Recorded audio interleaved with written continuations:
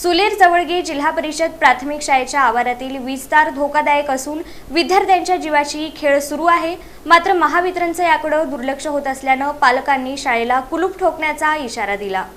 अक्कलकोट तालुक्यातील सुलेर जवळगे जिल्हा परिषद प्राथमिक मराठी शाळेच्या आवारातील महावितरणची तार वारंवार स्पार्क होत असून केव्हाही तार तुटून पडण्याची शक्यता आहे। याकडे महावितरणचं दुर्लक्ष होत असून यामुळे विद्यार्थ्यांच्या जीविताला धोका निर्माण होण्याची शक्यता निर्माण झाली आहे। गुरुवारी सकाळच्या सुमारास विद्यार्थ्यांना घेऊन पालक शाळेच्या आवारात आले। यावेळी काही विद्यार्थी त्या तारेखाली खेळत असताना अचानकपणे महावितरणच्या तारेचा स्पार्क झाला। यावेळी विद्यार्थ्यांनी तारेचा आवाज फटाक्यासारखा आल्यामुळे नाचायला सुरुवात केली। संतापलेल्या पालकांनी शाळेचं प्रशासन आणि महावितरणच्या कारभाराबाबत तीव्र संताप व्यक्त केला।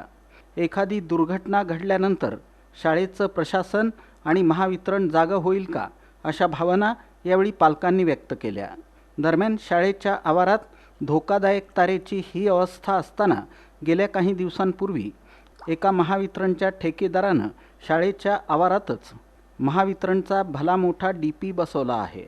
यामुळे भविष्यात विद्यार्थ्यांचा जीव धोक्यात येण्याची शक्यता असून तात्काळ संबंधित ठेकेदारानं तो डीपी हटवून इतर ठिकाणी बसवण्याची मागणीही यावेळी पालकांनी केली। येत्या काही दिवसात संबंधित तारेची व्यवस्था आणि बसवण्यात आलेल्या डीपीचं स्थलांतर न झाल्यास तीव्र आंदोलन करण्याचा इशारा पालकांनी दिला। बाबूराव अर्जुन खुणे, जिल्हा परिषद मराठी शाळेचे पालक समितीचा अध्यक्ष म्हणून आज सकाळी पालक लोकांनी विद्यार्थ्यांना खोडायला आल्यानंतर इथे वायर तुटलेल्या वायरचे स्पार्क होऊन आवाज येत होता, फटाक्याचा आवाज आहे म्हणून सर्व विद्यार्थ्यांनी वायरमध्ये जमा झाले आणि पालकांनी येऊन आम्हाला तक्रार करू लागले। आम्ही याच्याही अगोदर कितींदा तरी ते वायर काढून टाका, शाळेच्या आवारात नको म्हणून सांगितलं तरीसुद्धा कुठल्याही महावितरण कंपनीने याच्याकडे लक्ष दिलं नाही।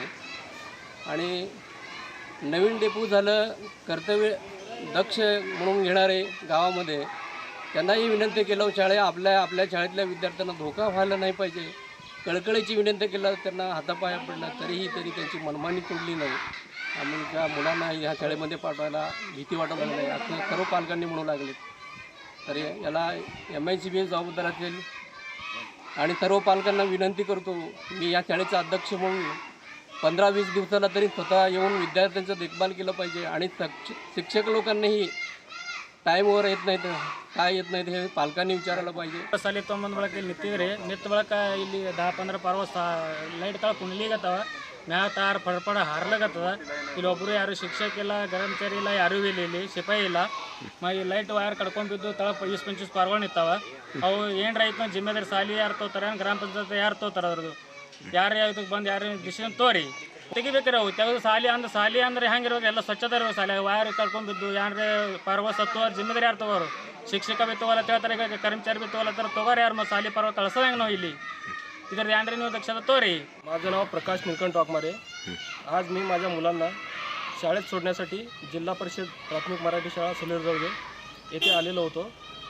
त्यावेळी इथे विद्युत तार MICBच्या हलगर्जीपणामुळे इथून शाळेच्या वरून गेलेले आहेत तारे आणि मेन लाईन आहे, स्पार्क होत होते आणि मुले फटाके वाजत आहेत म्हणून ते नाचत होते, असं प्रकार घडत होता इथं। आणि त्यांना काहीतरी झालं, जीवाशी धोका झाला तर याला MICB जबाबदार आहे।